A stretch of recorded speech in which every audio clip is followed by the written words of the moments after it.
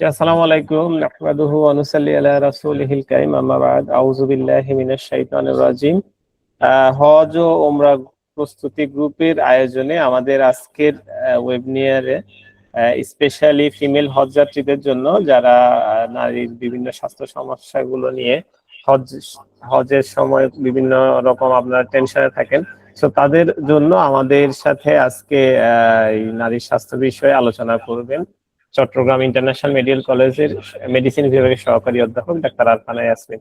আমি ম্যাডামকে আপনার প্রোগ্রামটা শুরু করে দেওয়ার জন্য অনুরোধ করব।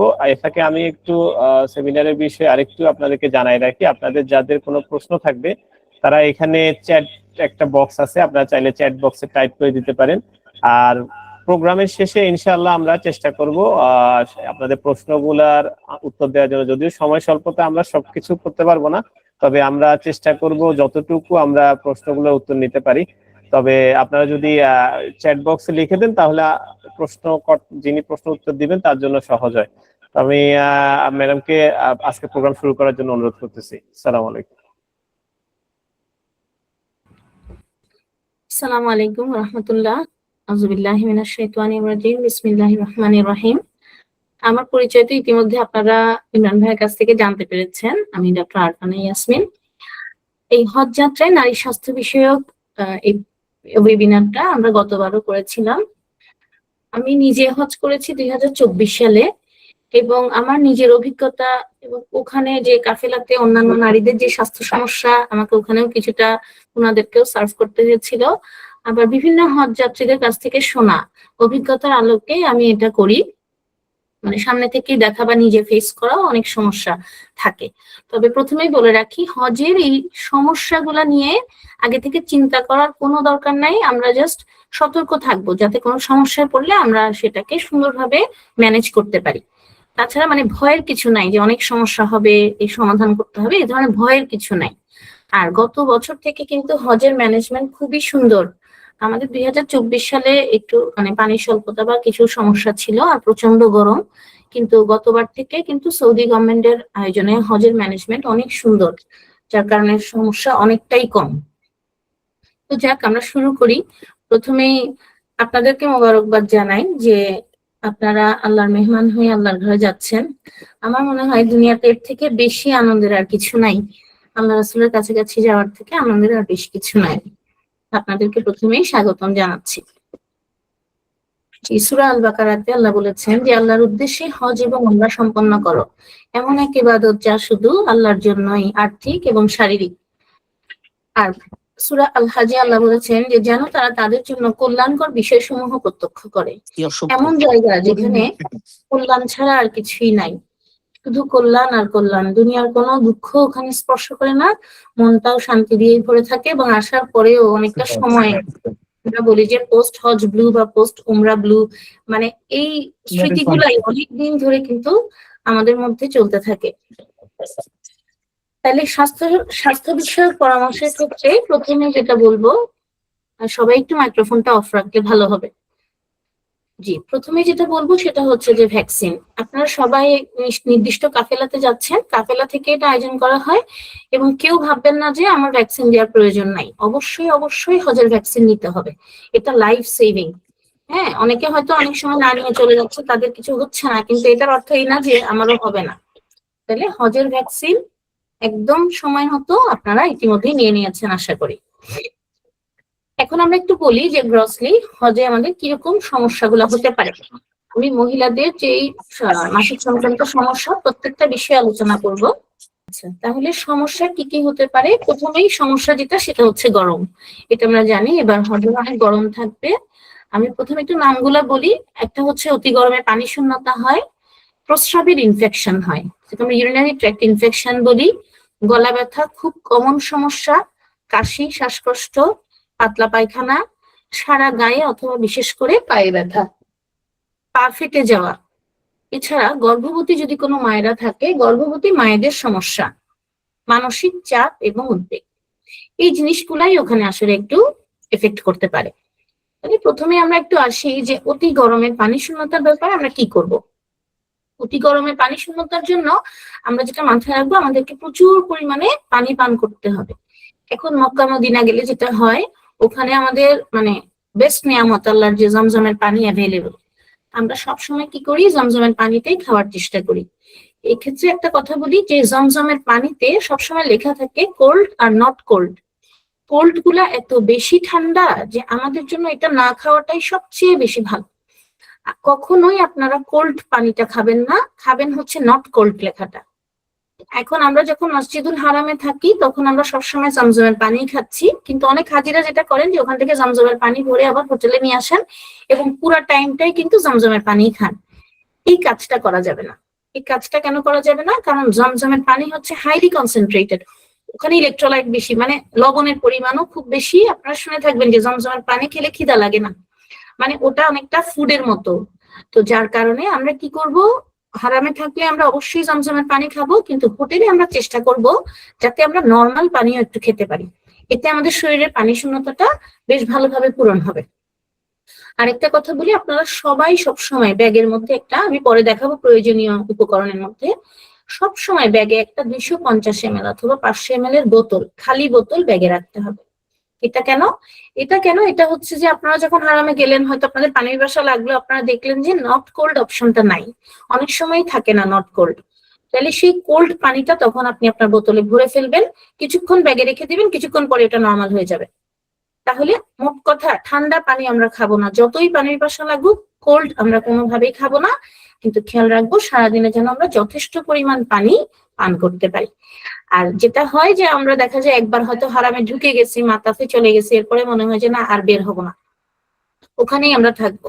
তাহলে এটাতে যেটা হয় যে একে তো পানি খাওয়া কম হয়, কারণ টয়লেটের একটা চিন্তা মাথায় কাজ করে, বের হতে হবে, টয়লেটে যেতে হলে, এই ধরনের একটা জিনিস মাথায় কাজ করে। কিন্তু আমি একটা কথা বলি আপনাদেরকে, যেটা আমি নিজের অভিজ্ঞতা থেকে আমি জিনিসটা পরে ফিল করলাম, আমাদের হারাম কিন্তু মাতাফ থেকে শুরু হয়ে একটা নির্দিষ্ট সীমানা পর্যন্তই হারাম, মসজিদুল হারাম। এখানে আপনার ইবাদতের একই রকমই বেনিফিট পাবেন আপনি। তাহলে সবসময় যদি আমি টার্গেট করি যে আমাকে মাতাফেই যেতে হবে, হ্যাঁ, তাহলে কিন্তু আপনি যেমন একটা মানসিক উদ্বেগে ভুগবেন, সেরকম একটা শারীরিক সমস্যার সম্মুখীন হবেন।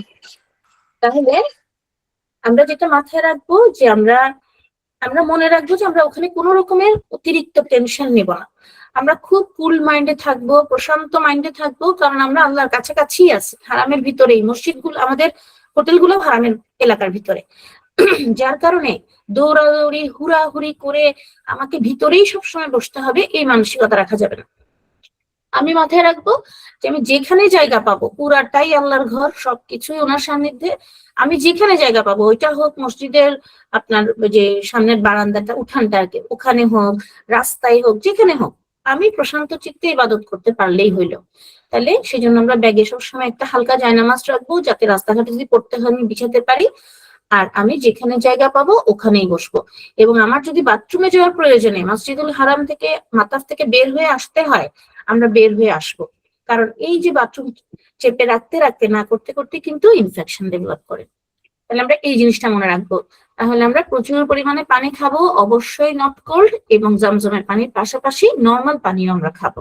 এটাই হচ্ছে এই গরমে পানির জন্য পরামর্শ। সেকেন্ড হচ্ছে, যদি সমস্ত সাবধানতা অবলম্বন করার পরেও কারো ইউরিনারি ট্র্যাক্ট ইনফেকশন হয়ে যেতে পারে, প্রস্রাবের ইনফেকশন, বিশেষভাবে আমি বলবো যে যারা মুরব্বীরা যাচ্ছেন, আমাদের খালাম্মারা আছেন, ওনারা, এবং হচ্ছে যাদের ডায়াবেটিক পেশেন্ট যারা, হ্যাঁ, ওনাদের জন্য এই সমস্যাটা বেশি দেখা দেয়। এবং আরেকটা হচ্ছে গর্ভবতী মায়েরা, এই ইউরিনের ইনফেকশন হয়ে গেলে কিন্তু একটু কষ্টেই পড়তে হয়। তো এই জন্য আমাদেরকে বেশি বেশি পানি খেতে হবে, রেগুলার টয়লেটে যেতে হবে, এবং পরবর্তীতে যদি প্রয়োজন হয় অ্যান্টিবায়োটিক লাগবে, তো সেটা আমি আপনাদেরকে পরে দেখাবো। নেক্সট আসি গলা ব্যথা, খুব কমন সমস্যা, এবং এটা কিভাবে ডেভেলপ করে, এক হচ্ছে যে জমজমের ঠান্ডা পানি খেয়ে, আর সেকেন্ড হচ্ছে ঘাম থেকে। ঘামের ব্যাপারটা কি, মদিনা আল্লাহর রহমত এমন একটা শহর, ওখানে গায়ে কোনো ঘাম হয় না। আপনি হোটেল থেকে বের হবেন, অনেক গরম, ঠিক আছে, অনেক রোদ, কিন্তু আপনি কোনো ঘাম হবে না। আপনি মসজিদে যাবেন আসবেন, ঠিক আছে, কিন্তু যখন আপনি মক্কায় গেলেন, মক্কায় যেটা হয়, আপনার হোটেলেও এসি, আপনার মসজিদুল হারামের ভিতরেও এসি, কিন্তু মাঝখানের পথটুকু, ওখানে তো আর আমি রিক্সা গাড়ি ঘোড়া পাচ্ছি না, আমাকে হেঁটেই যেতে হবে, যার যতটুকুই দূরত্ব হোক। ওই টাইমটাতে আমরা যখন হেঁটে হেঁটে যাই, তারপরে হেঁটে গিয়ে মসজিদের ভিতরে ঢুকি, যেতে যেতে পুরাটাই ঘেমে যায়, কাপড় চোপড় ভিজে যায়, মসজিদের ভিতরে ঢুকে একদম এসি। যখন আপনি ওই ঘামটা নিয়ে এসিতে বসলেন তখনই কিন্তু মানুষের ঠান্ডাটা লেগে যায় এসিতে ঘামটা শুকালে। তাহলে আমরা এটার জন্য কি করব? পানির কথা তো আমি প্রথমেই বললাম। সেকেন্ড আমরা যেটা করব সেটা হচ্ছে আমরা ব্যাগে সব সময় 2টা পাতলা টাওয়াল রুমাল আমাদের ব্যাগে রাখবো। হালকা একটা ব্যাগের কথা আমি পরে আপনাদের দেখাবো। তাহলে এটা আপনারা একদম নোট ডাউন করবেন যে আমরা 2টা পাতলা টাওয়াল রুমাল নিয়ে যাব, 4টা, 2টা আমাদের ব্যাগে থাকবে। কেন ব্যাগে থাকবে? আমরা যখন মসজিদুল হারামের ভিতরে ঢুকলাম, প্রচন্ড ঘেমে গেলাম, আমরা বসেই রুমাল 2টা বের করে একটা সামনে যে আমার গলার সাথে ভিতরে দিয়ে দিবেন আটকায়, একটা পিছনে ভিতরে দিয়ে দিবেন। তাহলে কি হবে? ওই ঘামটা আপনার শরীরে লাগবে না এবং ওই ঘামটা আপনার জামা থেকে শুকায় যাবে কিন্তু বডিতে কন্ট্যাক্টে আসবে না। আপনি মুছে ফেললেন, গলা টলা গুলো মুছে ফেললেন, চুলের দিকে ঘামটা হয় ওগুলো সব মুছে ফেললেন আর টাওয়াল রুমালটা দিয়ে রাখলেন। কিছুক্ষণ পরে আপনি দেখবেন যে 10-15 মিনিট পরেই আপনার এই ঘামটা শুকায় গেছে এবং এটাতে আপনার আর কোনো সমস্যা হবে না, ইনশাআল্লাহ ভালো থাকতে পারবেন। তারপরেও যদি গলা ব্যথা কারো হয়ে যায়, আমাদের গরম পানি দিয়ে গার্গেল করতে হবে, আদা চা এই ধরনের জিনিসপত্র এগুলো খেতে হবে এবং সেটা হচ্ছে যে প্রয়োজনে অ্যান্টিবায়োটিক লাগতে পারে, ওষুধ লাগতে পারে। নেক্সট সমস্যা কাশি শ্বাসকষ্ট। এই গলা ব্যথা, কাশি, শ্বাসকষ্ট আমাদের কাফেলার অনেকেই এটাতে সাফার করছেন। তাহলে কাশি শুকনা কাশি হয়, আবার ফলা ইনফেকশনও হয়ে যায়, শ্বাসকষ্টের সমস্যাও হতে পারে। বিশেষভাবে যারা অ্যাজমা রোগী আছে, হাঁপানি রোগী, ওনাদেরকে খুবই সতর্ক থাকতে হবে, কারণ ওয়েদার চেঞ্জ একটা অনেক বড় ইস্যু। ওখানকার ওয়েদার আমাদের সাথে মিলে না। তাহলে কাশি বা শ্বাসকষ্ট হলে আমরা কি করব? এই যে আমরা প্রথম থেকে সতর্ক থাকবো যেন না হয়, তারপরেও যদি হয়ে যায় কি কি ওষুধপত্র আমরা খাবো আমি আপনাদেরকে পরে সেটা ক্লিয়ার করবো। নেক্সট সমস্যা হচ্ছে পাতলা পায়খানা। পাতলা পায়খানাটা আসলে আমি জানি না ওয়েদার চেঞ্জের কারণেই হয়তো হয়, কারণ ওখানে কাফেলাতে আপনারা যাবেন কিংবা যা আশেপাশে থেকে কিনে খাবেন কিন্তু বেশ হাইজেনিক। তাহলে পাতলা পায়খানা ডেভেলপ করতে পারে। ওখানে অনেক র ফ্রুট জুস পাওয়া যায়, দেখতেও খুব সুন্দর, দোকানগুলোতে সাজানো থাকে।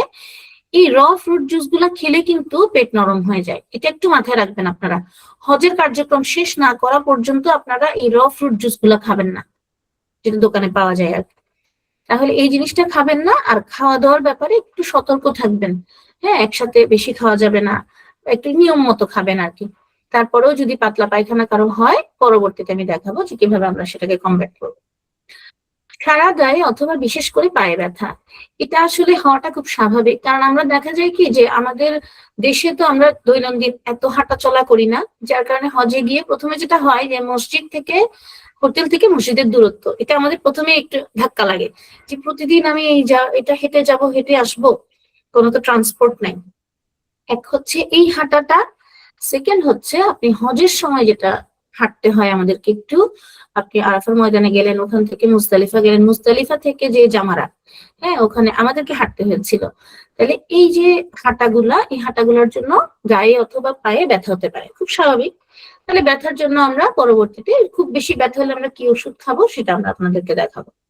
পা ফেটে যাওয়া, পা ফেটে যাওয়া এটা আলাদা করে লিখলাম কেন, কারণ আপনাদের সাথে আপনাদের মাহরামরা যাবেন পুরুষেরা, ওনারা কিন্তু মোজাও পড়তে পারেন না, ইহরাম অবস্থায় জুতাও পড়তে পারেন না, আর ওখানকার ওয়েদারটা খুবই ড্রাই, যার কারণে দেখা যায় কি আমাদের যেটা ভাইদের এই সমস্যাটা বেশি হয় যে পা ফেটে যাওয়া, আমাদের মহিলাদেরও হয়। তাইলে পা ফেটে যাওয়া যাতে না হয়, আমরা ভ্যাসলিন সব সময় বড় এক কৌটা ভ্যাসলিন আপনারা নিয়ে যাবেন, অথবা যারাই যাচ্ছেন মাহরামের ব্যাগে একটা, আপনার ব্যাগে একটা ভ্যাসলিন থাকবে ইনটেক। সব সময় পায়ে উজু করে আপনারা এই ভ্যাসলিনটা ইউজ করবেন যাতে পাটা ফেটে না যায়। অনেকের আমি দেখেছি অনেকের পা ফেটে রক্তও বের হয়ে যায়। প্রথম থেকে যদি সতর্ক থাকেন পা ফাটবেই না। আচ্ছা, এরপরে গর্ভবতী মায়েদের সমস্যা, এটা আমি পরে আর বিশদ আলোচনা করব। নেক্সট যেটা মানসিক চাপ এবং উদ্বেগ, এটা কেন বললাম? এটা বললাম যে আমরা যাচ্ছি তো হজে, আমরা যাচ্ছি আল্লাহর ইবাদত করতে, হ্যাঁ, কিন্তু ওখানে গিয়ে যেটা হয়, এক হচ্ছে অনেকে হজের ব্যাপারটা নিয়ে খুব চিন্তিত থাকে যে কিভাবে মিনাতে এরকম করে থাকবো তাঁবুতে 3 দিন এই গরমের মধ্যে, তারপরে কিভাবে ওখান থেকে আরাফাতে যাব, জামারাতে যাব, হ্যাঁ, এগুলা নিয়ে অনেকে খুব টেনশন করতে থাকে। কিন্তু আমার যেটা পরামর্শ, ওখানে আসলে আপনাকে আল্লাহ নিয়ে গেছেন ওনার মেহমান হিসেবে, আপনি কিভাবে কোন জিনিসটা পার করবেন এটাও আল্লাহ আসলে আগে থেকে ঠিক করে রাখছেন। আপনি শুধু আল্লাহকে বলবেন যে আল্লাহ সহজ করো, কবুল করো। আসলে ওরকম কষ্ট ওখানে কিছুটা মনে হলেও আপনি আসার পরে দেখবেন যে আপনার আর কষ্ট মনে হচ্ছে না, আপনাকে আবার আপনার মনে হবে যে আবার কবে যাব, এই ফিলিংসটাই হয়। সুতরাং ওখানে কোনো কষ্ট নিয়ে আগে থেকেই চিন্তা করা যাবে না, হজে আসলে কোনো কষ্ট নাই। সেকেন্ড যেটা হয়, এক রুমে দেখা যায় আমরা 3-4 জন থাকি। এখন একজন হয়তো উঠে তাহাজ্জুদে চলে গেল, উনি নফল তাওয়াফ করে আসছে 2-3 বার, হ্যাঁ উনি প্রত্যেক ওয়াক্তেই নামাজে যাচ্ছে, কিন্তু আমার যেটা হচ্ছে আমি হয়তো প্রত্যেক ওয়াক্তে যেতে পারছি না, আমার হয়তো পায়ে ব্যথা বা কোনো সমস্যা, ওনার মতো হয়তো নফল তাওয়াফের সুযোগটা আমি পাই নাই। এগুলো নিয়ে কিন্তু খুব উদ্বেগ কাজ করে যে ওনারা তো আমাদের থেকে অনেক বেশি ইবাদত করে ফেললো, আমি তো পারলাম না, এই সেই। এগুলা মোটেই মাথায় ঢুকাবেন না। আপনার সম্পর্ক আপনার আল্লাহর সাথে, আপনার সামর্থ্য আল্লাহ জানে। আপনি নিজে প্রশান্ত থেকে, মাইন্ডকে প্রশান্ত রাখা সবচেয়ে গুরুত্বপূর্ণ। নিজে প্রশান্ত থেকে যতটুকু ইবাদত করতে পারবেন অতটুকুতেই আপনার সবচেয়ে বেশি বেনিফিট পাওয়া যাবে। আর যারা আমাদের মতো বাচ্চা রেখে যান দেশে, তাদের উদ্বেগের তো কোনো সীমা নাই। ওখানে যদি আল্লাহর ঘরে গেলে এত মনে পড়ে না, তবুও যারা সঠিক ম্যানেজমেন্ট করে রেখে যেতে পারে না, ওনাদের জন্য সমস্যা। এক্ষেত্রে পরামর্শ হচ্ছে, আপনি যখনই আপনার ঘর থেকে বের হইলেন, আল্লাহর রাস্তায় যখনই বের হলেন, তখন থেকে আপনার দোয়া কবুল শুরু। তাহলে আপনি কি করবেন, যখনই আপনার বাচ্চার কথা, আপনার ঘরের কথা, আপনার দুনিয়াবি কোনো জিনিসের কথা মনে হবে, ওইটা তখনই আপনি আল্লাহর কাছে দোয়া করবেন। দোয়া করবেন তখনই হালকা হয়ে যাবে, যে আল্লাহ আমার বাচ্চাদেরকে আপনার হেফাজতে রেখে গেলাম, আপনি দেখে রাখবেন। হ্যাঁ, সহায় সম্পত্তি যা কিছু নিয়ে টেনশন সব আল্লাহকে বলবেন। এভাবে কিন্তু মানসিক চাপটা অনেকখানি কমে যাবে। আর কোনো কিছু নিয়ে কম্পিটিশন করার দরকার নাই। আপনি ডাইনিং এ খেতে গেছেন, ওখানে সবাই বসে গেছে, আপনি হয়তো দেরি হচ্ছে, আপনি ওখানে শান্ত থাকেন, ওখানে পুরাটা সময় আপনার ইবাদত হচ্ছে। আপনি যে খেতে গিয়ে ধৈর্য ধারণ করলেন, আবার হয়তো হোটেলে, আবার হয়তো রুমে ব্যাক করে 10 মিনিট বসলেন, সব আপনার ইবাদতের অংশ। কিন্তু ওই ক্ষেত্রে আপনি যদি অন্যের প্রতি একটা খারাপ মনোভাব পোষণ করেন, ওখানেই গুনাহটা হয়ে যায়। আমাদের হজে কিন্তু এই জিনিসটা খুব মাথায় রাখতে হবে, যে আপনি এয়ারপোর্টে লাইনে দাঁড়ায় আছেন, ওটাও কিন্তু আপনার সওয়াব হচ্ছে। আপনি আরেকজনকে ডিঙ্গায় যাচ্ছেন না, আপনি ওয়েট করতেছেন, পুরাটা সময় ইবাদতের মধ্যেই কাউন্ট হচ্ছে। তাহলে আমাদেরকে যেটা মনে রাখতে হবে, যে আমরা যেখানে যা কিছু ভিড়, আমি হয়তো দেরি হচ্ছে, আমি লাইনে দাঁড়ায় আছি, যেখানে যা সমস্যা হোক, শুধু সবর। আপনি ভাববেন যে এটা আমার ইবাদত। জিকির করেন মনে মনে, যা ইচ্ছা করেন, আপনি তো এখন আল্লাহর মেহমান, আপনার কোনো উদ্বেগের কোনো প্রয়োজন নাই। আচ্ছা, তাহলে আমরা নেক্সট আসি, যে সুস্থ থাকতে তাহলে অবশ্যই কিছু নির্দেশনা আপনাদেরকে একটু বলি। এই জিনিসটা আপনাদের নোট ডাউন করা উচিত অথবা স্ক্রিনশট নেবেন। প্রথমেই পোশাকের ব্যাপারে বলবো, আমাদের মা বোনদের, খালামাদের পোশাকের ব্যাপারে যেটা বলবো, যে 2টা পাতলা সুতি কাপড়ের জামা, 2টা হোক, 3টা হোক, 4টা হোক। পাতলা সুতি কাপড় বলতে একদম সফট সুতি কাপড় যেগুলো পাওয়া যায়, অথবা বাটিকের। আপনারা 2টা জামা বা 4টা জামা এরকম নিয়ে যাবেন। কেন নিয়ে যাবেন? অনেকে গেঞ্জি পরে ভিতরে, বোরকার ভিতরে, হ্যাঁ, এটা আমাদের নিজেদের অভিজ্ঞতা থেকে বলি।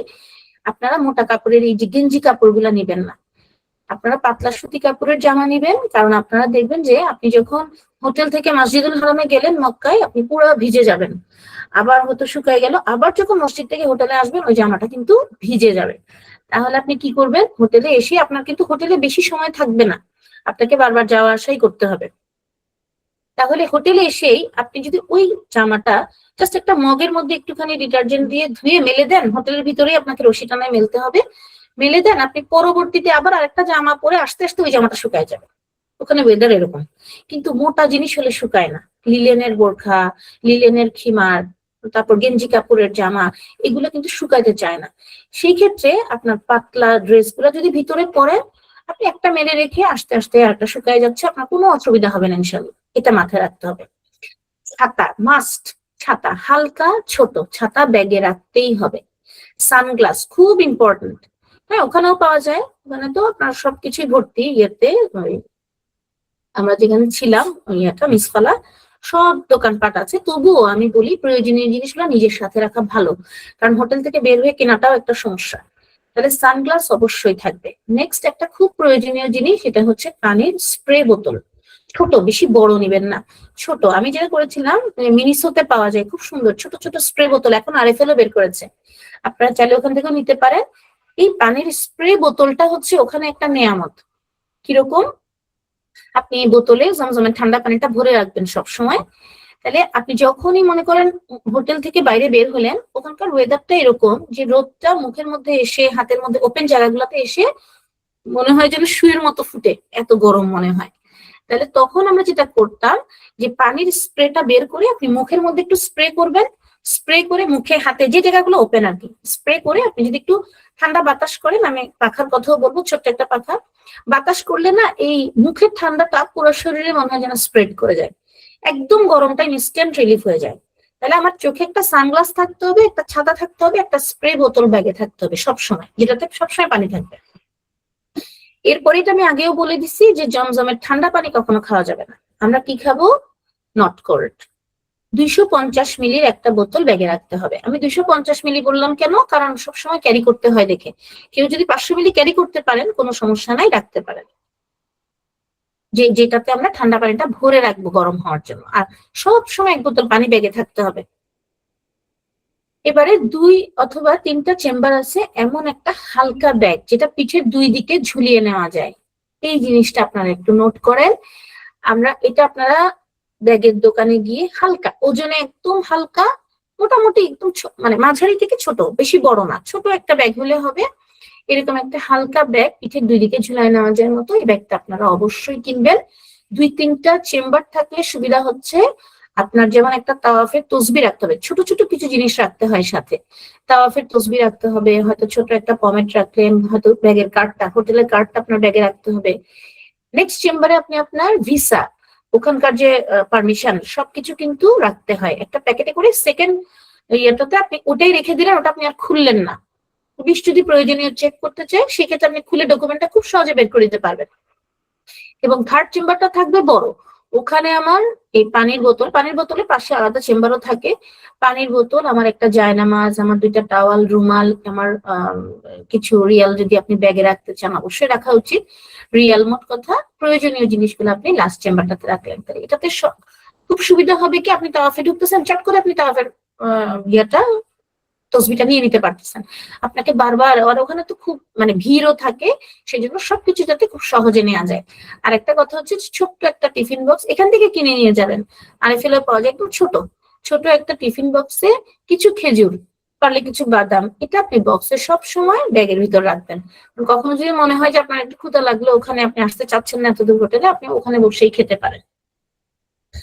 এরপরে যেটা একটা আরামদায়ক জুতা, এটা হচ্ছে ফার্স্ট প্রায়োরিটি। কারণ আপনার হজ হচ্ছে কি শারীরিক একটা ইবাদত না, ওখানে আমাদের হাঁটতে হবে প্রতিদিন। তাহলে আরামদায়ক জুতা হচ্ছে অবশ্যই, যে যেটাতে আরাম পান। এখানে কারোর জন্য স্পেসিফিক নাই, কেউ হয়তো স্যান্ডেল, কেউ হয়তো শু, কেউ কেডস। মোট কথা এটা আপনি রেডি করে রাখবেন যে আপনার এটা পরেই আপনি হজ করবেন, হজের হাঁটাহাঁটিটাও এটা দিয়েই হবে। জুতা রাখার জন্য একটা ব্যাগ, এটা আপনারা যখন বিভিন্ন পেজ থেকে জিনিসগুলো আনেন, ওখানে ওনারাও দিয়ে দেয়, অথবা আপনাদের সবারই থাকে বাসায় এই প্লাস্টিকের কাপড়ের মতো যে ব্যাগগুলা, সুতাওয়ালা, 2 দিকে টান দিলে বন্ধ হয়ে যায়। এরকম ব্যাগ হলে সুবিধা কি, আপনি ওখানে যখনই জুতাটা খুলবেন, ব্যাগের মধ্যে ঢুকাবেন, এই ব্যাগের 2টা ফিতা দিয়ে আপনার পিঠের ব্যাগের সাথে এই ব্যাগটা কিন্তু বেঁধে রাখা যায়।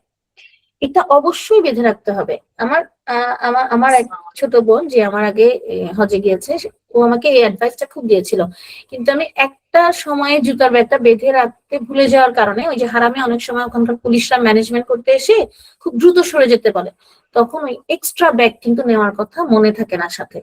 এই জন্য যেখানেই বসবেন, জুতা খুলবেন, জুতা ব্যাগের ভিতর ঢুকায় ওই ব্যাগটা আপনার পিঠের ব্যাগের সাথে একদিকের ফিতার সাথে অবশ্যই বেঁধে ফেলতে হবে, যাতে আপনি শুধু ওই ব্যাগটা নিয়ে দৌড় দিতে পারেন।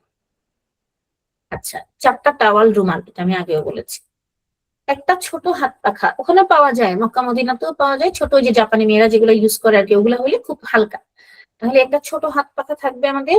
ছোট সাইজের গরম পানির কেটলি পাওয়া যায়, আমি শপিং থেকে কিনেছিলাম। আপনারা যদি এখান থেকে কিনতে না পারেন, ওখানেও পাওয়া যায় খুব ভালো ছোট ছোট, তবে কিনে নিয়ে গেলে ভালো। তাহলে ছোট সাইজের একটা হট ওয়াটার কেটলি, যেটা আমরা বলি যে ইলেকট্রিসিটি দিয়ে চলে, ওটা আমরা অবশ্যই নিয়ে যাব। 500 মিলি পানির বোতল মাস্ট। কেন? ওখানে সব 600 মিলি, 300, 600, ওখানে আপনি 500 মিলি পানির বোতল পাবেন না। তাহলে কারো যদি আল্লাহ মাফ করুক পাতলা পায়খানা হয়, স্যালাইন খাওয়ার প্রয়োজন হয়, আমরা জানি স্যালাইন আমাদের সবসময় আধা লিটার পানিতে বানাতে হয়। পানি একটু বেশি হতে পারবে না, স্যালাইন একটু কম হতে পারবে না। তাহলে 500 মিলি পানির বোতল সবার কাছে যেন একটা করে থাকে, মাস্ট, এটা থাকতে হবে। আচ্ছা, যদি সম্ভব হয় ছোট একটা কৌটা একটু লবঙ্গ, এলাচি, দারচিনি নিয়ে যাবেন। এটা হচ্ছে গলা ব্যথা বা কাশি টাশি হলে এই জিনিসটা খুব কাজ দেয়। 1 প্যাকেট টি ব্যাগ নিয়ে যাবেন, চিনি, টি ব্যাগ, ইস্পাহানি মির্জাপুর টি ব্যাগটা খুব ভালো, ওটা আপনি নিয়ে যাবেন। একটু চিনি নিয়ে যাবেন একটা কৌটায়। ভ্যাসলিন অবশ্যই নিতে হবে, ভ্যাসলিন। যদি মনে হয় যে পায়ে এত এত ভ্যাসলিন লাগাবো, পায়ের জন্য আপনি প্যারাশুট খুব ভালো, মেরিল, যে কোনো একটা আমাদের দেশীয় ভ্যাসলিন আপনি নিতে পারেন। আর জীবাণুমুক্ত গজ, আপনি ওষুধের দোকানে বললেই আপনাকে দিবে অ্যাটলিস্ট 3, 4 বা 5 প্যাকেট, খুব বেশি দাম না, খুবই অল্প দাম। আপনি স্টেরাইল কিছু মানে জীবাণুমুক্ত গজ এটা আপনি ব্যাগে রাখবেন।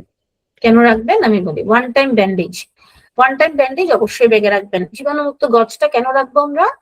অনেক ভাইদের দেখা যায় কি পা ফেটে যায়, অথবা বোনদেরও পা ফেটে গেলে যেন অ্যাটলিস্ট আমার ওই টাইমটা ম্যানেজ করা যায়। ও তখন আমরা একটু ভ্যাসলিন দিয়ে বা অয়েন্টমেন্ট দিয়ে ওই জায়গাটা যদি স্টেরাইল গজ দিয়ে আমরা একটু ব্যান্ডেজ করে দিই, তাহলে হাঁটতে অনেক আরাম হয়। অথবা যে কোনো জায়গায় কেটে গেলে আপনার মোট কথা রাখবেন, সাথে রাখবেন স্টেরাইল গজ 4-5টা রাখলেন, ওয়ান টাইম ব্যান্ডেজ। গ্লুকোমিটার বা ব্লাড সুগার মাপার যন্ত্র, এটা স্পেশালি ডায়াবেটিক পেশেন্টদের জন্য মাস্ট রাখতে হবে। পোর্টেবল নেবুলাইজার মেশিন, আমি বলবো যে যারা অ্যাজমার রোগী, ভাববেন না যে আল্লাহর ঘরে আমার অসুখ হবে না, আল্লাহ আমাকে সুস্থ রাখবে, আল্লাহর অনেক ধরনের পরীক্ষা থাকে। নেবুলাইজার আপনাকে নিতেই হবে, মাস্ট। হ্যাঁ, আপনার হয়তো বিগত 3-4 মাসে লাগে নাই, কিন্তু তবুও নিতে হবে। তাইলে আমরা কিভাবে নিব? আমরা জানি যে আমাদের নেবুলাইজার মেশিন গুলো কিন্তু সাইজে বড়। আমাদের এখন অনলাইনে খুব সুন্দর পোর্টেবল নেবুলাইজার পাওয়া যায়, ছোট, একদম ছোট। আপনি ওষুধগুলোর সাথে রাখলেন আর ছোট্ট একটা পোর্টেবল নেবুলাইজার আপনার ব্যাগেও আনবে, ওটা হ্যান্ড ব্যাগেও আনবে। এই জিনিসটা আপনারা ফেসবুক থেকে দেখে, অনলাইন থেকে দেখে অর্ডার করে কিনবেন, অথবা দোকানে খুঁজবেন। আমি ছবিটা এখানে দিয়ে দিচ্ছি। আমার বাচ্চাদের সবারই অ্যাজমার সমস্যা, আমার নিজেরও, এবং এটা আমাদের খুব কাজে লেগেছিল। নেক্সট যেটা ইনহেলার, যে ইনহেলার ইউজ করেন, যারা করেন তারা অবশ্যই ইনটেক্ট ইনহেলার নিয়ে যাবেন, যাতে শেষ হয়ে না যায়। শেষ হয়ে গেলে সমস্যা কি? ওখানে পাওয়া যায় কিন্তু অনেক দাম। এক একটা ওষুধ কিনতে গেলে দেখবেন যে অনেক দাম, এবং ওনারা না টোটাল কোর্স ছাড়া বিক্রি করে না। পুরো এক প্যাকেট নিতে হবে, আপনার হয়তো লাগবে 3টা, আপনাকে পুরো প্যাকেট নিতে হবে 30টা, এরকম ঘটনা। আরেকটা পরামর্শ হচ্ছে, মসজিদের ভেতরে অনেক ঠান্ডা থাকে, আমরা এসির কাছে না বসে একটু দূরে বসার চেষ্টা করবো। এসির কাছে মানে কি, পিলার গুলোতে সব এসি, পিলার গুলোর নিচে আপনি দেখবেন যে ফাঁকা ফাঁকা জায়গাগুলো, ওগুলো সব এসি। আপনারা চেষ্টা করবেন একটু মাঝামাঝি বসার, যাদের ঠান্ডার সমস্যা আর কি তারা। আর হালকা ওজনের একটা জায়নামাজ, এটা ওখানেই সবচেয়ে ভালো পাওয়া যায়। তো যদি কারো ঘরে অ্যাভেলেবেল থাকে, একদম মানে পাতলা হালকা ওজন, যেটা ব্যাগে রাখলে ব্যাগ ভারী হবে না, ওরকম জায়নামাজ সব সময় ব্যাগে রাখতে হবে। কারণ আপনি জানেন না যে আপনি কোথায় নামাজ পড়বেন ওখানে। হ্যাঁ, অনেক মানুষ। তাহলে এগুলো ছিল আমার এজ এ হোল পরামর্শ, এবং আমি যেগুলো আপনাদেরকে দেখালাম সব নিজের অভিজ্ঞতা থেকে। সুতরাং এই প্রত্যেকটা জিনিস আপনারা আপনাদের সাথে নেয়ার চেষ্টা করবেন। এখন আসি কিছু প্রয়োজনীয় ওষুধে আসছি। ওষুধের ক্ষেত্রে প্রথমেই যেটা বলবো যে আপনারা সবাই নরম্যান্স, অথবা কেউ যদি ওরাল কন্ট্রাসেপটিভ পিল খেয়ে থাকেন, মানে বড়ি যেটাকে আমরা বলি প্রতিদিন একটা করে, কারো যদি এরকম বড়ি খাওয়ার অভ্যাস থাকে, ওরকম বড়িও নিতে পারবেন, নরম্যান্সও নিতে পারবেন। তার সাথে ক্যাপসুল ট্রানএক্সামিক অ্যাসিড এটা রাখতে হবে। নজোমিস্ট নেজাল স্প্রেটা সবাই রাখবেন, পারলে 2-3টা করে নিয়ে যাবেন, কারণ অনেকে জানে না ওখানে ড্রাই ওয়েদারে নাক দিয়ে রক্ত পড়া শুরু হয় অনেকের। আপনার নিজে না লাগলে আপনি আরেকজন হাজিকে হেল্প করতে পারবেন, এবং এই স্প্রেটা খুব ইম্পর্টেন্ট, নাকে খুব আরাম দেয়। এখনকার গরমের ওয়েদারে আপনি যখন হাঁটা চলাও করবেন, অনেক সময় নাকে মনে হয় কি ড্রাই হয়ে যাচ্ছে, গরম হচ্ছে, ওই স্প্রেটা দিলে কিন্তু ইনস্ট্যান্ট খুব রিলিফ পাওয়া যায়। আমরা প্যারাসিটামল ট্যাবলেট নিব আমাদের সাথে, অবশ্যই 665 মিলিগ্রাম নেওয়াই ভালো অ্যাডাল্ট যারা। আমরা কিছু গ্যাস্ট্রিকের ওষুধ নিয়ে যাব, রাবিপ্রাজল, ইসোমেপ্রাজল, ওমিপ্রাজল, যেটা খান, যার যেটা ভালো লাগে নিতে পারেন। পাতলা পায়খানা বা ডায়রিয়ার জন্য আমরা 1 বক্স ওরসালাইন রাখবো, 1 বক্স 20 প্যাকেট, কারণ আমি নিজে খাই, অন্যকে দেই, এবং আমার হজের সময় যেটা মিনা, মুজদালিফা, এইসব জায়গায়ও ওরসালাইন খুব গুরুত্বপূর্ণ। ওরসালাইন সবাই নিবেন। জিঙ্ক ট্যাবলেট নিবেন, ফ্যামোটিডিন ট্যাবলেট নিবেন, কারণ যখন পাতলা পায়খানা বা ডায়রিয়া হয় আমরা গ্যাস্ট্রিকের ওষুধ বলি যে ফ্যামোটিডিন খাওয়াটাই ভালো, অন্য গ্রুপেরটা না খেয়ে। টাইমোনিয়াম মিথাইল সালফেট, এটা হচ্ছে আপনার পেটের ব্যথার জন্য, অ্যালজিন টাইমোনিল নামে পাওয়া যায়। এখানে আমি কোনো ওষুধেরই আমরা যেটা প্রেসক্রিপশনে ট্রেড নেম লিখি সেটা ইউজ করি নাই, কনফ্লিক্ট অফ ইন্টারেস্টের জন্য। এটা আমার জেনারিক নেম গুলো লেখা, আপনি দোকানে বললে ওরা আপনাকে ভালো কোম্পানির ওষুধ আপনি দেখে নিতে পারবেন। এমিস্টেট, এটা ট্রেড নেম হয়ে গেছে, এটা হচ্ছে আপনার অনডানসেট্রল, এটা বমির জন্য রাখবেন সাথে। এরপরে যেটা ব্যথা, পুরা গায়ে ব্যথা বা পায়ে তীব্র ব্যথা, এটার জন্য আমরা অ্যাসিক্লোফেনাক রাখতে বলি সাথে 100 মিলিগ্রাম, পেক্লোফেন 5 মিলিগ্রাম, এটা রাখবেন সাথে। আর ডাইক্লোফেনাক জেল রাখতে পারেন, ভলিনাক জেল, ক্লোফেনাক জেল, অনেক নামে পাওয়া যায়। তবে ব্যথা খুব বেশি না হলে আমরা বলি যে অ্যাসিক্লোফেনাক না প্যারাসিটামল জাতীয় ওষুধ খাওয়াই ভালো, খুব তীব্র ব্যথা না থাকলে। কাশির জন্য খুব প্রয়োজনীয় পরামর্শ ডক্সোফাইলিন 200 মিলিগ্রাম আমরা নিয়ে যাব সাথে, এবং সিরাপ মিরাকফ। মিরাটেড নামে ট্যাবলেটও পাওয়া যায়, তবে সিরাপটা মনে হয় যে ইনস্ট্যান্ট একটা রিলিফ পাওয়া যায়। আপনারা এগুলো অবশ্যই নেবেন, আমার দেখানো ওষুধগুলো আপনারা অবশ্যই নেবেন। তার সাথে যার যেটা রেগুলার মেডিকেশন, প্রেশারের ওষুধ, ডায়াবেটিসের ওষুধ, অ্যাজমার ওষুধ, যে যেটা খান সাথে সব ওষুধ নিয়ে যেতে হবে, 1.5 মাস হিসাব করে নিয়ে যাবেন, একটু বেশি নিয়ে যাবেন। আচ্ছা, এখন আর অ্যান্টিবায়োটিক্স এর ব্যাপারে আমি কয়েকটা অ্যান্টিবায়োটিক আপনাদেরকে সাজেস্ট করব, যে অ্যাজিথ্রোমাইসিন, কোয়ামক্সিক্লেভ, সিপ্রোফ্লক্সাসিন, মেট্রোনিডাজোল, সেফুরক্সিম। এই কয়েকটা নিলে আমার মনে হয় হয়ে যাবে। যাদের সামর্থ্য আছে আপনারা একটু বেশি করে ওষুধ নিয়ে যাওয়ার চেষ্টা করবেন, এবং আপনারা নিয়ত কি রাখবেন যে ওষুধটা আমার লাগবে না, কারো লাগলে আমি সাহায্য করব, এই নিয়তে আমি নিয়ে যাচ্ছি। এবং আপনি যতটুকু ওষুধ নিয়ে যাবেন, আমার মতে আমরা করি কি, এসে আবার ফেরত দেই দোকানে, এই ফেরতটা না দিয়ে আপনি এটা সেবার নিয়তেই নেবেন। এবং এসে যদি পারেন এটা যেখানে দরকার, কোনো হাসপাতালে বা কোনো রোগীকে যদি আপনি দিয়ে দিতে পারেন, দান করে দিতে পারেন, বেশি ভালো। আর যদি না হয় তাহলে অবশ্যই ফেরত দিবেন। তাহলে এটাতে হয় কি, মানে আমরা চিন্তা করি কি আমাদের লাগবে, বেশি করে নেই। আপনি এটা চিন্তাই করবেন না, আপনি চিন্তা করবেন যে না আমার লাগবে না, অন্যের লাগলে আমি এটা দিয়ে হেল্প করবো। এবং এই নিয়তটা থাকলে আল্লাহ কেমন করে জানি সেভও করে ফেলে। আমার অনেক ওষুধ কিন্তু অন্য হাজিদের আলহামদুলিল্লাহ অনেক কাজে আসছে।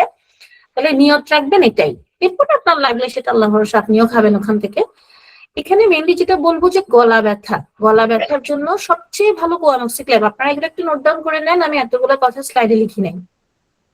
কোয়ামক্সিক্লেভ গলা ব্যথার জন্য, কাশি, কফ কাশি এগুলোর জন্য কিন্তু কোয়ামক্সিক্লেভ খুব ভালো, কিন্তু এটা হচ্ছে 3 বেলা খেতে হয়, এটা হচ্ছে একটা কথা। আর অ্যাজিথ্রোমাইসিনও গলা ব্যথা এবং কাশিতে কাজ করে, একটু স্লো অ্যাক্টিং কাজ, একটু ধীরে করে, কিন্তু ভালো কাজ করে, খারাপ না। তাহলে ঠিক হজের কাছাকাছি সময় হলে আপনারা কোয়ামক্সিক্লেভই খেয়ে ফেলবেন, রিস্ক নেবেন না। আর একদম গিয়ে প্রথম হলে অ্যাজিথ্রোমাইসিন খেতে পারেন। প্রস্রাবে ইনফেকশন, সিপ্রোফ্লক্সাসিন খুব ভালো কাজ করে। কারো যদি কোনো ওষুধে হাইপার সেন্সিটিভিটি থাকে, মানে এমন যদি আপনারা জানেন যে ওষুধটা খেলে আমার ঠোঁট ফুলে যায়, সারা গা চুলকায়, ওই ওষুধ আপনারা খাবেন না, এখানে যতই লেখা থাকুক, হ্যাঁ ওইটা বাদ দিয়ে খাবেন। তাহলে আপনার প্রস্রাবে ইনফেকশনে কাজ করবে সিপ্রোফ্লক্সাসিন, সেফুরক্সিম 500, এই ওষুধ দুইটাই সাথে রাখবেন। আর পাতলা পায়খানার জন্য সিপ্রোফ্লক্সাসিন, মেট্রোনিডাজোল, এই দুটো ওষুধ খুব গুরুত্বপূর্ণ, এগুলোর সাথে রাখবেন। একটা অয়েন্টমেন্ট সাথে রাখার পরামর্শ আমি দিব, ব্যাক্ট্রোসিন অথবা নুবা নামে, কোনোখানে কেটে গেল, ছিলে গেল, যেটাই হোক, একটা অয়েন্টমেন্ট সাথে রাখবেন। এখন যে আমাদের মহিলাদের ক্ষেত্রে সবচেয়ে গুরুত্বপূর্ণ ইস্যু, যেটা মাসিক বন্ধ রাখার ক্ষেত্রে আমি কি করব।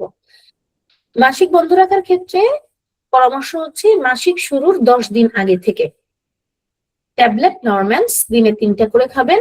আপনি যতদিন মাসিক বন্ধ রাখতে চান ততদিন খাবেন।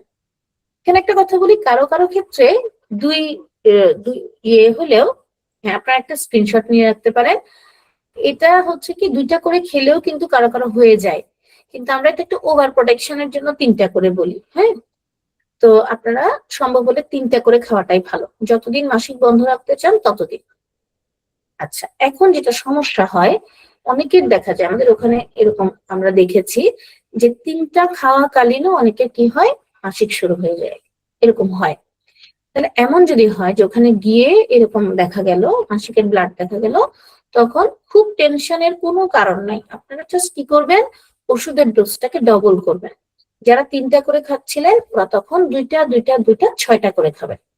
6টা শুরু করবেন, তার সাথে যেটা শুরু করবেন যে ক্যাপসুল ট্র্যাক্সিল বা ট্রানএক্সামিক অ্যাসিড, আমি যেটা বললাম, এটাও দিনে 3টা খাবেন।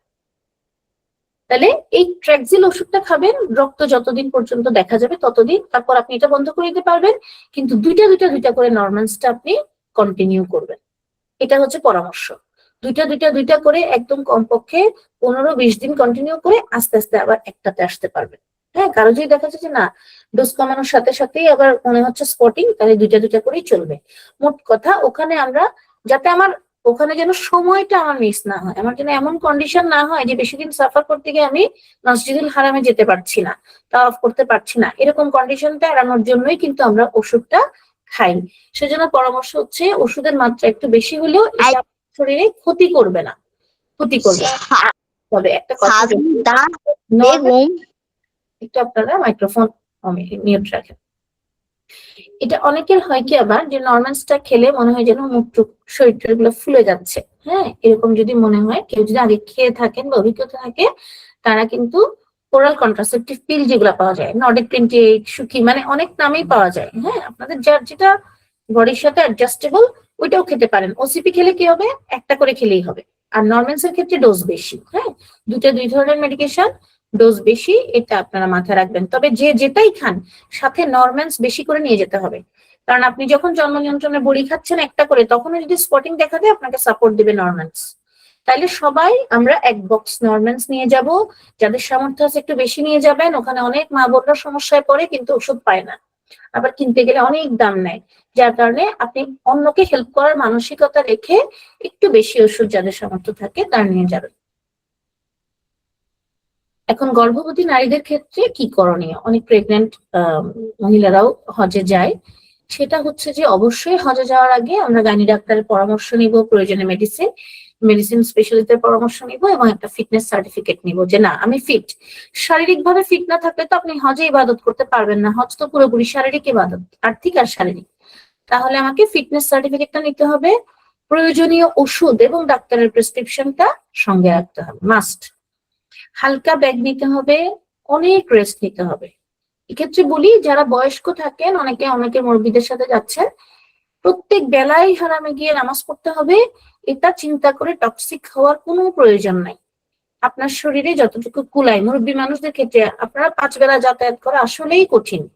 ফজরের নামাজ আপনারা গেলেন, আসলেন, রেস্ট করলেন, জোহরে যদি পারেন যান, যদি মনে করেন যে না জোহরে গিয়ে আবার এসে আসরে যাওয়া কঠিন হয়ে যাবে, জোহর মসজিদে আদায় করেন। আর আসরে যখন যাবেন একেবারেই প্রিপারেশন নিয়ে যান, বক্সে একটু খেজুর বাদাম টাদাম নিয়ে যান, যে আমি আসর পড়বো, কিছুক্ষণ ওয়েট করবো, মাগরিব করবো, একসাথে এসা করে বাসায় আসবো। এটা হলে আপনাদের এক্সারশনটা কম হবে। বিশেষভাবে প্রেগনেন্ট মহিলাদেরকে আমি বলি ওখানেই টয়লেটে যান, ওখানেই খাবার দাবার কিছু সাথে রাখেন, ওষুধ রাখেন, বারবার হোটেলে আসা যাওয়াটা করবেন না। প্রয়োজনে হুইল চেয়ারের ব্যবস্থা রাখা, এটা আপনাদের মাহরামরা হয়তো খেয়াল করবে যে আপনার প্রয়োজনে হুইল চেয়ারের ব্যবস্থা রাখতে হবে। খালি পেটে না থাকা, ছোট ছোট বিরতিতে খাবার খাওয়া, এটা সবার জন্যই। প্রচন্ড ভিড় বা গরম এড়ানো। যেটা হয় আমাদের মা বোনদের যেটা হয় যে তাওয়াফের জায়গাটা আসলে অনেক ভিড় থাকে। এখন এর মধ্যে আমরা করি কি যে আমাদের কাবা ধরতেই হবে, আমাদের হাতিম ধরতেই হবে, মানে আমাদের অনেকগুলো প্রচেষ্টা থাকে।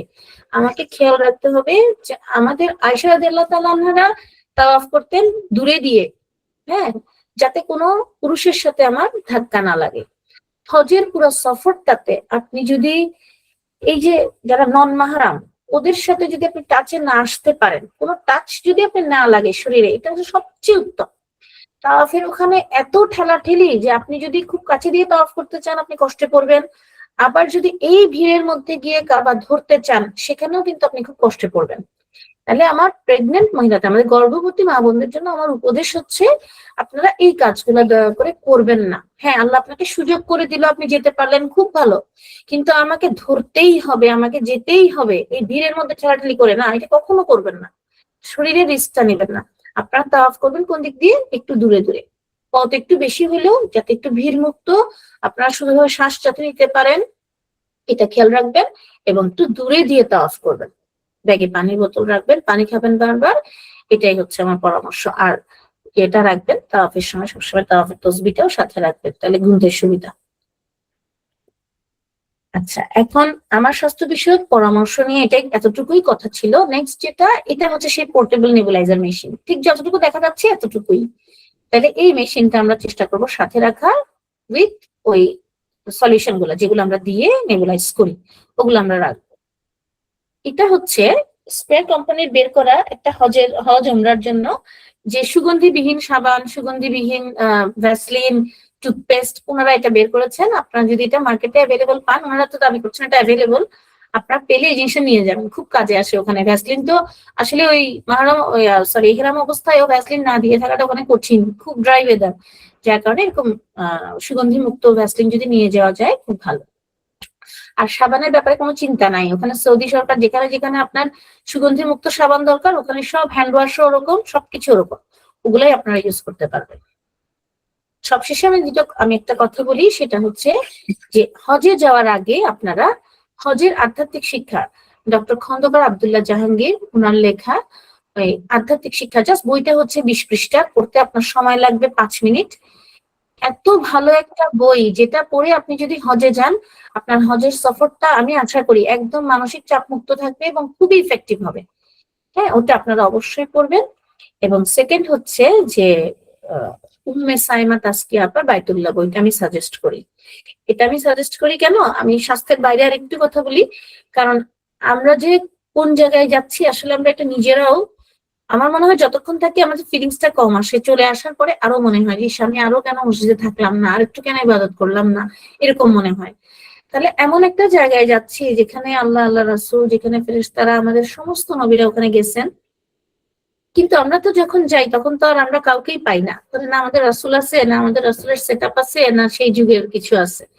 তাহলে আমাদেরকে কি করতে হবে, আমাদেরকে এটার হিস্ট্রিটা জেনে যেতে হবে, যাতে ওখানে গেলে আমি ফিলিংটা নিতে পারি যে হ্যাঁ, এখান দিয়ে আমার রাসূল হাঁটছিলেন, আমিও হাঁটতেছি। এটা আমার অনেক বড় সৌভাগ্যের ব্যাপার।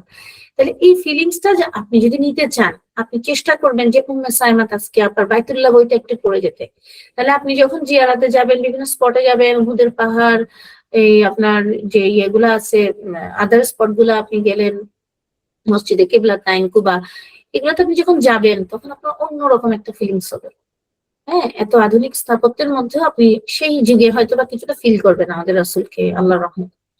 তাহলে আমার এতটুকুই বলার ছিল যে আপনারা এই দুটা বই, অ্যাটলিস্ট হজের আধ্যাত্মিক শিক্ষা বইটা অবশ্যই পড়বেন, আর যাদের সম্ভব হয় বাইতুল্লাহ বইটা, এবং বাইতুল্লাহ বইটা আপনার সাথে রাখবেন।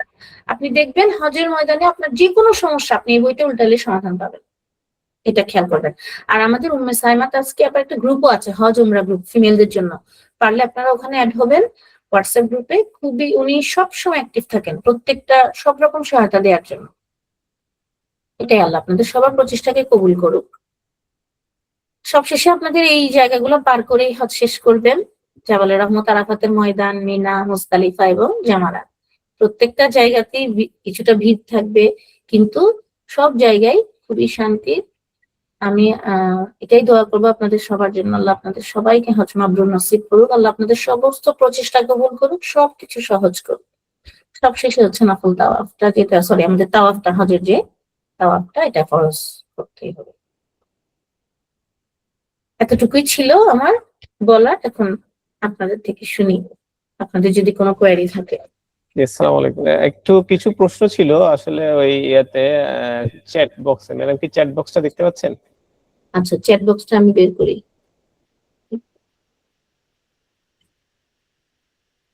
না, চ্যাট বক্সটা তো ইমরান ভাই দেখা যাচ্ছে না মনে হয় এখানে।